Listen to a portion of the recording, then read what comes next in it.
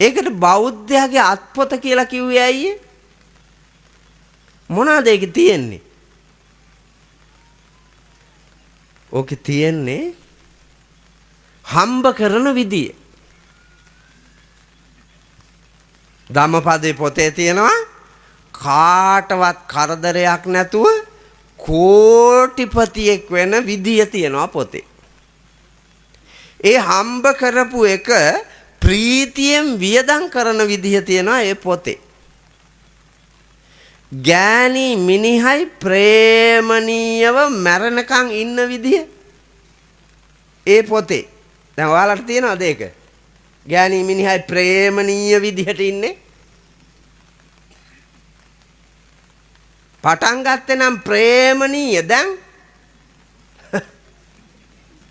යක්කු වාගේ ගෑනට මිනිහා පෙන්වන්න බෑ, මිනිහට ගෑණි පෙන්වන්න බෑ. මැරෙන කම්ම ලස්සනට ප්‍රීතියෙන් ඉන්න විදියනේ මේ පොතේ තියෙන්නේ. කොහොමද ඉන්න ඕනේ? අර දීපිකාද කොහෙද කියනවා? දීපිකා ප්‍රියදර්ශනී පිරිස් තමයි කියන්නේ. ගාට ගාට ඇවිදින් ඇස් දෙක වහලා hina වෙන්න ආදරේට කොනිත්තලා පෑල දොරින් පැන දුවන්න රැට රැට ඉහ ඉද්දර කොඳුර කොඳුර කවි කියන්න පාට පාට පම්පැදුරේ මට ටිකක් ඉඩ තියන්න. ඔය නාකි අපච්චිලාගේ ඉහ ඉද්දර ඉඳගෙන ඔළුව අතක ගා සොඳුරු දැන් මට කියන්න මේ දැන් මේ කාලේ ගෑණි එහෙම කරනවාද කියලා නෑ. හැබැයි ආරම්භෙදී ඔළුව අත ගෑවා, කන මිරිකුවා, හොම්බ පොඩි කෙරුවා, නාන ප්‍රකාර එව්වා කරලා හුරතල් වෙච්චි ඕකිට මොකද බලන් උනේ? පෙරේත කමට ඔක්කොම ඉවරයි. පෙරේත කමට ඔක්කොම ඉවරයි. ඒ ආරම්භේ වගේම අවසානය දක්වාම ප්‍රීතියෙන් ඉන්න පුළුවන් නම් ප්‍රීතිය වැඩි වෙන්න එපැයි. ප්‍රීතිය වැඩි වෙන්න ඕනේ. ඇයි? ඉස්සරහට යන්න යන්න දරු පැටවු හම්බ වෙනවා, එවුන් ලොකු මහත් වෙනවා, එවුන්ගේ දරුවෝ නිර්මාණය වෙනවා, එවුන් දීගතල යනවා. ප්‍රීතියෙන් අඹුවයි සැමියයි මුල් දෙන්න තමන්ගේ ප්‍රීතිය වැඩි කරගන්නේ වමනේ යෙදෙන්නේ. නමුත් දැන් එහෙම තියනවාද? එහෙම නැහැ. ගොනා ගොඩට මිව්වා මඩට. දෙන්න දෙපැත්තට. කවදාක්වත් යා දෙක නොරත රත සමග පෑහීමක් නැත. දෙදෙනාම එක වගේම ගලප ගත්තේ නැත්තම් පැවැත්මක් නැහැ. සතුටක් නැහැ. ඒක තමයි ඇත්ත. යකඩ දෙකක් එක වගේම රත් කරලා තැලුවොත් මිසක් එක උඩ තියලා ඒ දෙක හයි කරන්න බෑනේ. යකඩ තල්න මිනිහෙක් ඉන්නවා නම් අහන්නකො. නවන් දන්න මිනිස්සුන්ගේ රාජකාරිය ඔබ ගොඩේ කියන්නේ ආචාර්ය මිනිහා කියලා ඒ මිනිස්යාගේ රාජකාරිය යකඩ තලන එකනේ. යකඩෙන් නිර්මාණ හදන එක. දෙකම එක වගේම රත් වුණොත් යා දෙක නොරත රත. ඒ කෙරවල් දෙක එක වගේම රත් කරලා තැලුවොත් හා කරන්න පුළුවන්, නැත්තම් බෑ. ගෑණි මිනිහව අඳුරගෙන මිනිහා ගෑණිව අඳුරගෙන ගලප ගත්තේ නැත්තම් බෑ.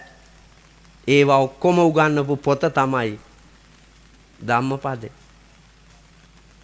සකල පව් නැති කරලා පින්වන්ත මිනිහෙක් වෙන වාග්ය උගන්වලා තියෙන්නේ ධම්මපදේ. ගිහියෙක් ගිහි ජීවිතේ විඳින විදිය, පැවිද්දෙක් පැවිදි ජීවිතේ විඳින විදිය උගන්වලා තියෙන්නේ ධම්මපදේ. පින්නතුනි, මෙලොවත් ජයගෙන පරලොවත් ජයගෙන සසර දුක් නැති කරලා ලබන අමා නිවනට මඟ උගන්වලා තියෙන්නේ ධම්මපදේ. ඒ නිසා ඒකට බෞද්ධයාගේ අත්පොත කියලා කියනවා. බෞද්ධයෙකු නිතර පාවිච්චි කරන්න ඕනෑ පොත. නමුත් තවම දිවි හිමියෙන් දැකලවත් නැති මැරෙනකම්ම දකින්නේ නැති අය කී දෙනෙක් ඉන්නවද? ඒ අයට කොහෙන්ද පුතේ සුගතියක්? සුගතියක් නෑ දුගතියක් මිස. නිවනක් නෑ අපායක් මිස. එහෙනම් මේ වටිනා පුස්තකයන් පිළිබඳ අවබෝධය ලබාගෙන ඒවා නිතර නිතර පරිහරණය කරන දරුවන් නිතර නිතර පරිහරණය කරන මිනිසුන් පිරිසක් නිර්මාණය කරගන්නට බෞද්ධ ආකල්ප ගොඩ නගා ගන්න මහන්සි ගන්න. ඉස්සර මල ගෙදර, මගුල් ගෙදර, දානෙ ගෙදර, පිරිත් ගෙදර හැම තැනම කතා කෙරුවේ රාත්‍රියට ඔය පොත් සද්ධර්මාලංකාරය, සද්ධර්ම රත්නාවලිය, 550 ජාතකය, ධම්මපදය, රසවාහිනිය මේ වාගේ ධර්ම පුස්තක තමා ගෙනල්ලා පෙරලගෙන කියවුවේ. කට්ටිය වට වෙලා ඇහුවේ. දැන් ගෙදර එක තෝන් ගන්නවා, කට්ටිය බూరు ගහනවා. ඔව්.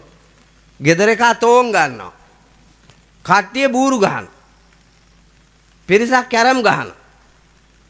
පිරිසක් ඕමි බලනවා. ගෑනු පිළිකන්නට වෙලා අතීතයේ වර්තමානයේ අනාගතයේ ගලපා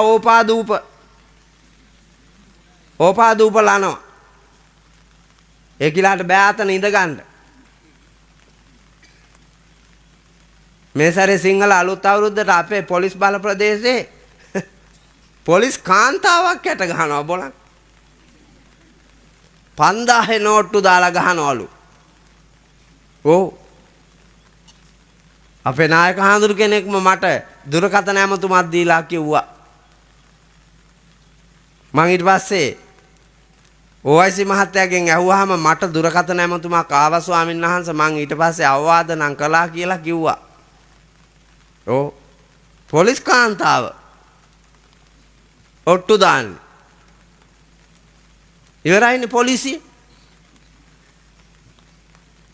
ඒ වාගේ නීචයි පුතා. නීචයි. ඒ නීච ලෝකයෙන් අත මිදී පින්වත් ගමනක් යන්න බුදුහාඳුරෝ දේශනා කොට වදාළ සූත්‍ර පිටකයට අයිති උතුම් දහම් කොටස් ඒක රාශී කරලා රචිත බෞද්ධයාගේ අත්පොත වූ ධම්මපදයෙන් උපුටාගත් ගාථා රත්නයක් තමයි මම මාතෘකා කළේ. අත්තානංචේ පියංජඤ්ඤා රක්කේයනං සුරක්කිතං තිඤ්ඤ මඤ්ඤ තරඤ්ඤාමං පටිජග්ගේය පණ්ඩිතෝ. අත්තානංචේ පියංජඤ්ඤා තමන්ගේ ජීවිතය ඊටාම ශ්‍රේෂ්ඨ වටිනා පුණ්‍යවන්ත ප්‍රියශීලී හැමෝටම ප්‍රියශීලී ජීවිතයක් කියලා තමන්ම අඳුර ගන්න ඕන. මං අඳුර ගත්තට වැඩක් නැහැ. තමන්ම අඳුර ගන්න ඕන. මට අඳුර ගන්න බෑනේ ඔබ නේද? මට අඳුර ගන්න පුළුවන් ද මෙතන ඉන්න අයව? මට අඳුර ගන්න බෑ. හැබැයි ඔබ ගැන දන්නවා. අපි ඉස්සරහා ඔබ හරියට අර නරි බෑනා නාට්‍යයේ නරියට රංගපානවා වාගේ ජයසේන නේද? නාට්‍යයේ නරියෝ වාගේ තමයි මේ ජීවිතේ අපේ. ඇත්ත වහලා උඩින් වස්ත්‍රයක් දාලා වෙස් ගන්නලා ඒකෙන් රංගනයක් දක්වනවා. ගෑණි ඉදිරියේ මිනිහා, මිනිහා ඉදිරියේ ගෑණි, දායකයෝ ඉදිරියේ හාමුදුරුවෝ, හාමුදුරුවෝ ඉදිරියේ දායකයෝ. ආයතනයක බැලුවොත් උඩ ඉඳලා පල්ලට. දේශපාලඥයෝ බැලුවොත් රටවැසියෝ ඉදිරියේ. මේ විදිහට එකිනෙකා රංගපානවා තම භූමිකාව. ඇතුලේ වෙන එකක්. ඇතුළු දුවන්නේ වෙන එකෙක්. එහෙනම් තමන්ව අඳුර ගන්න පුළුවන් තමන්ටමයි. තමන්ගේ ශ්‍රේෂ්ඨත්වය අවබෝධ කරගෙන මිනිස්කමේ උදාරත්වය අවබෝධ කරගෙන ඒ අවබෝධයෙන් ශ්‍රේෂ්ඨ වටිනා ජීවිතය රක්කේයනං සුරක්කිතං ඊ타ම සුපරික්ෂාකාරීව රැක ගන්නලු. ඊටාම සුපරික්ෂාකාරීව රැක ගන්න ඕන ජීවිතේ. විනාශ වෙන්න තියෙන ඉඩ වැඩි. පාපයට වැටෙන්න තියෙන ඉඩ වැඩි. සතර අපායට යන්න තියෙන ඉඩ වැඩි. අපායට යන්න පාරවල් ගොඩක් තියෙනවා. හැබැයි නිවනට යන්න තියෙන්නේ ධර්ම මාර්ගයේ විතරයි. ඒ ධර්ම මාර්ගයේම හැසිරෙන්න ඕන. එතකොට නිවන් ගියා කි. නැත්තම් අපායට. එහෙනම් බුදුහාමුදුරුවෝ පරිස්සම් කරගන්න දේශනා කළා මේ ජීවිතේ. ඒකට වැට කඩුළු ටිකකුත් හදලා දුන්නා. වැටක් ගහගන්න කියලා. මොකද්ද වැට?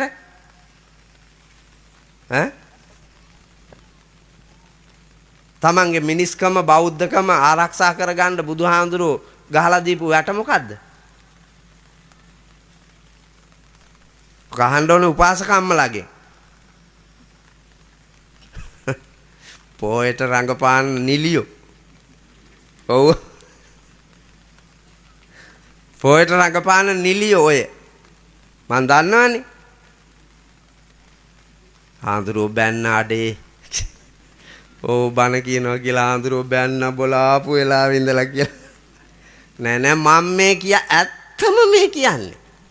අය මම බොරු කියන්නේ ලෞතුරා බුදුරජාණන් වහන්සේ දේශනා කොට වදාළ ශ්‍රී සද්ධර්මයේ සත්‍යයි තුනුරුවන් සත්‍යයි. ඒ සත්‍ය වූ තුනුරුවන් මත හිඳිමින් මම මේ කියන්නේ ඇත්තමයි.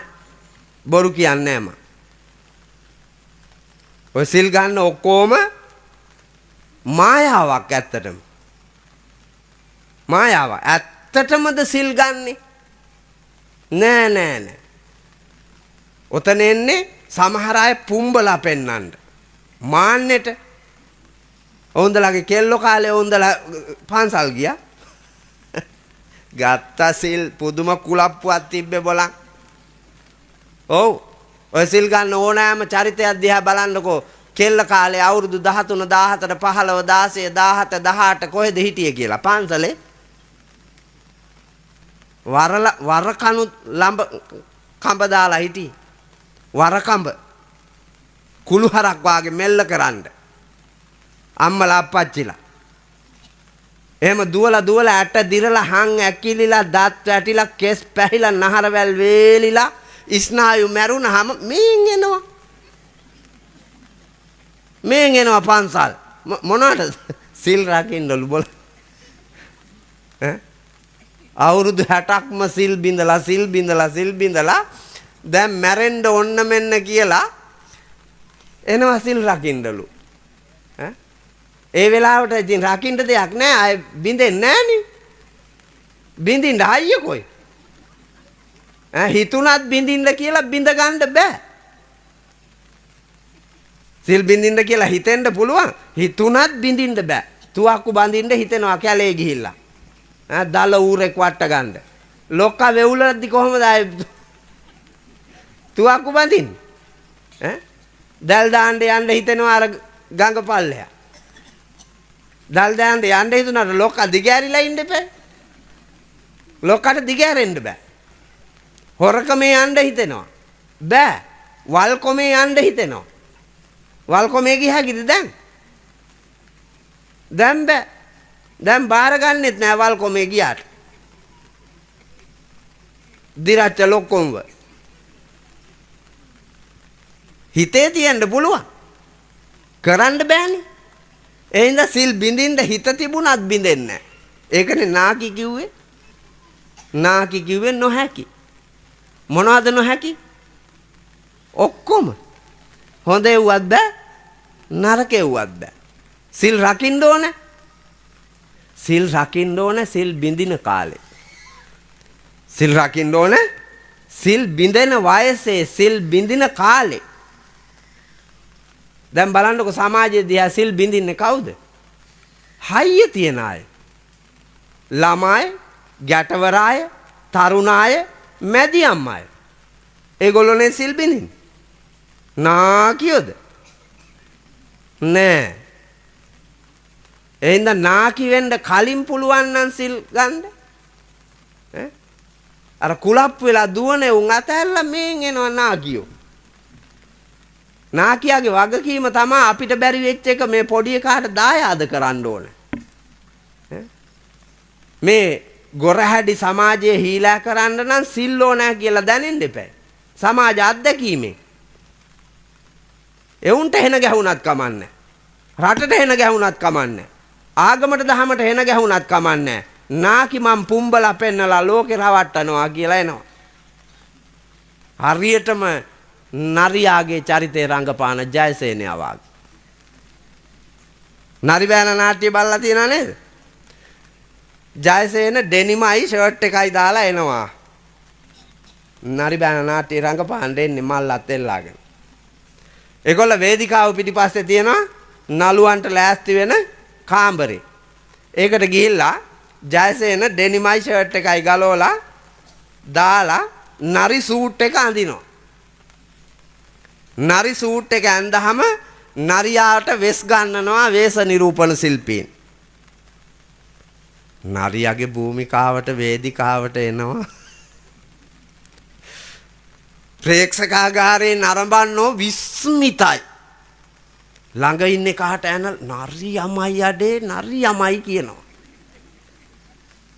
ඒ වගේම භූමිකාව නරියෙක් විදිහටම රඟපෑවා. රඟපාලා නාට්‍ය ඉවරයි. ගියා කාමරේට නරි සූට් එක ගැලෙව්වා. ජයසේනයා ඩෙනිමයි ෂර්ට් එකයි දාගත්තා. හිටපු ජයසේනයාමයි. හිටපු ජයසේනයාමයි නරියා නෑ. ඒකමයි පුතා උඹලා ගෙදර ගියපුවා. අර හිටපු කාලකන්ණියමයි. හිටපු පව්කාරයමයි. හිටපු කම්මැලියමයි.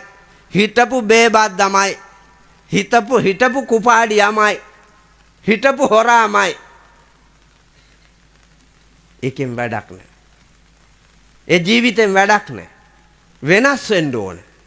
මොහොතක් පාසා ධර්මානුකූලව වෙනස් වෙන්න ඕනේ. ඒ වෙනස් වූ ජීවිතේ හරි ලස්සනයි. මං දැන් ඇවිල්ලා වටපිට බැලුවා රාජමහා විහාරේ. එක චූටි හාඳුරු කෙනෙක් පේන්න නැහැ.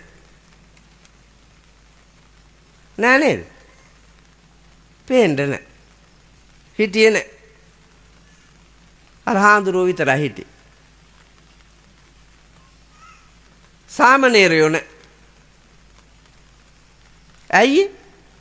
මෙච්චර මේ සෙනගෙ ඉද්දි සාමණේරයෝ නැත්තේ ඇයි?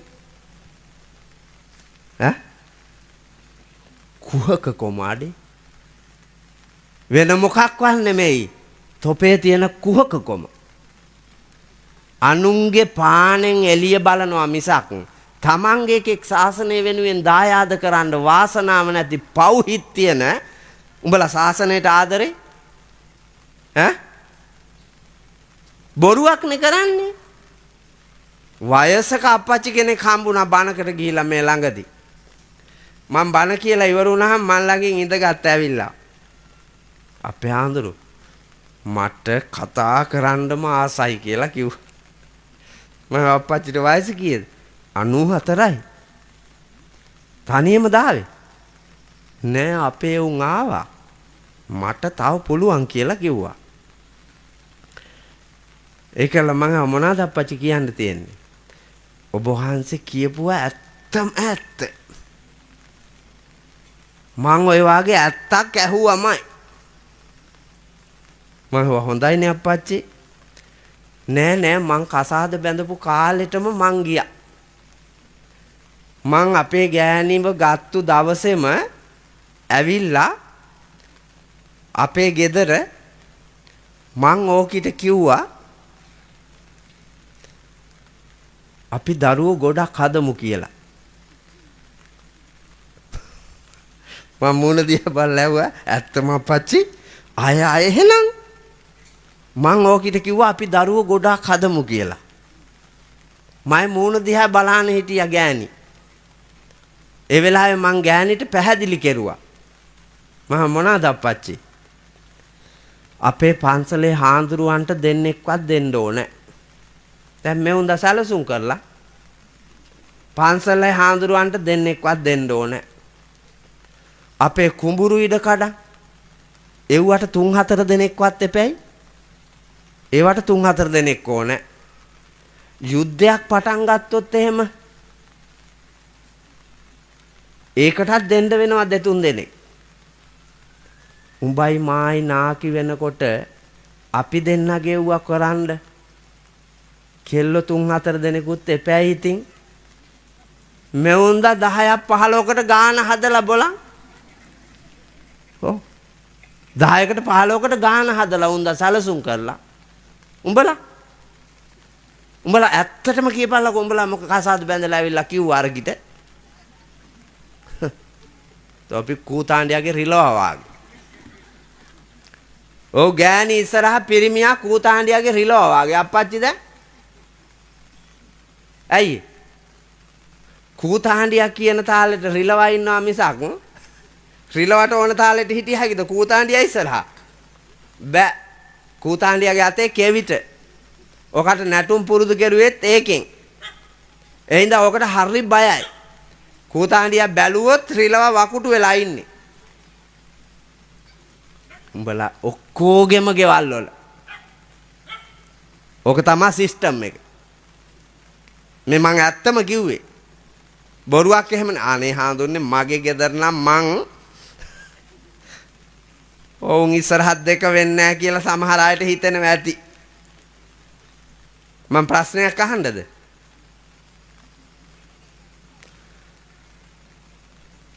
බෞද්ධ දර්ශනයට අනුව ලෝක ධර්මතාවයට අනුව අපේ හෙළ සංස්කෘතියට අනුව අම්මද උතුම් බිරිඳද? මොකද හිතෙන්නේ? ඈ? ඕකට උත්තර දෙන්න බෑ පිරිමින්ට.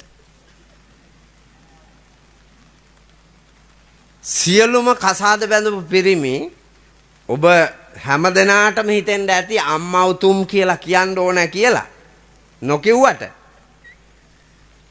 පිරිමි සියලුම දෙනා කසාද බැඳපු උදේ ඉඳලා රෑ වෙනකන් රෑ තිස්සෙත් එළි වෙනකන් දෑත දෙපය වැර වීරිය යොදලා නානා ජීවන උපායන් තුල හරි හම්බ කරන ලද වස්තුවෙන් වැඩි කොටසක් වියදම් කරන්නේ අම්මව සන්තෝෂ කරන්නද ගෑණිව සන්තෝෂ කරන්නද? ඈ?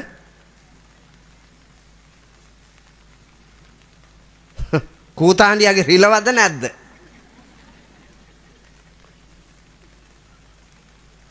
අප්පච්චි මොකද හිතෙන්නේ? ස්වාමීන් වහන්සේ කූතාණ්ඩියාගේ රිලව තමයි.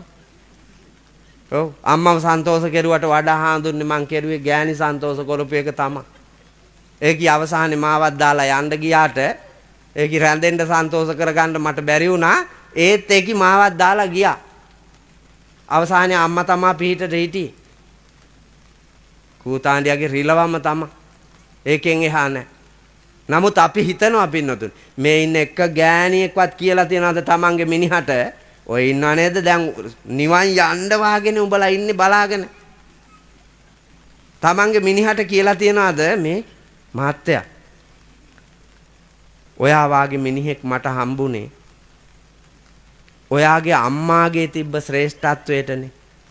ඔයා අන්ධෙක් කොරෙක් කොටෙක් ගොළුෙක් බිහිරෙක් මන්ද බුද්ධිකෙක් නොකොට මේ විදිහට හදපු හින්දානේ මං තෝරගත්තේ ඒවා හොඳයි කියලා. එහෙනම් ඔයාව නිර්මාණය කරපු අම්මව හොඳට රැක බලා ගන්න. ආදරය කරන්න.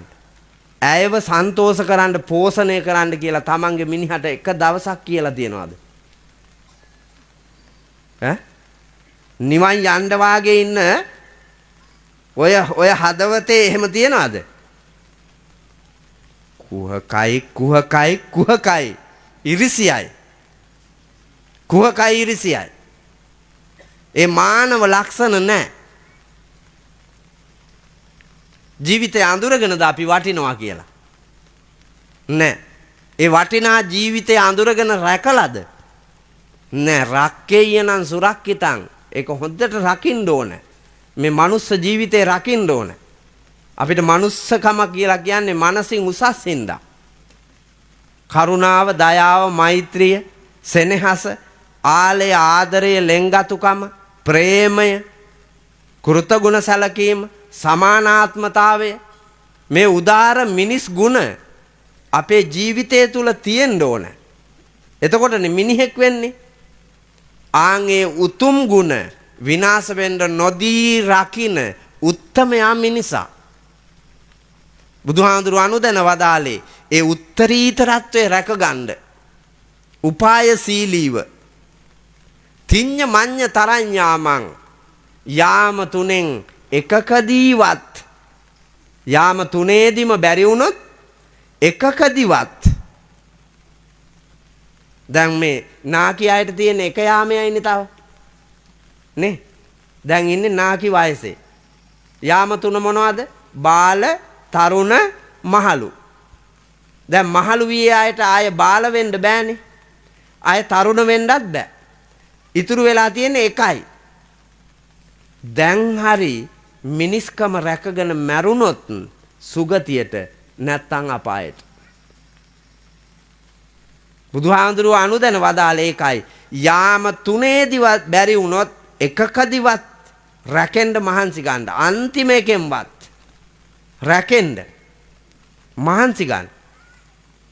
යාම තුනම රැක ගන්න පුළුවන් නම් ඒක උරුම මේ ළමයින්ට. ඒ ළමයි ආරම්භ කෙරුවොත් අද යාම තුනම සුරක්ෂිත කොට රැකගෙන මිනිස්කම මතින් ජීවිතයෙන් සමුගත හැකි සසර ගමන සුවපත් කොට. එතෙන්ට එන්න වීරිය කරන්න කියලා බුදුහාඳුරු අනුදැන වදාලා.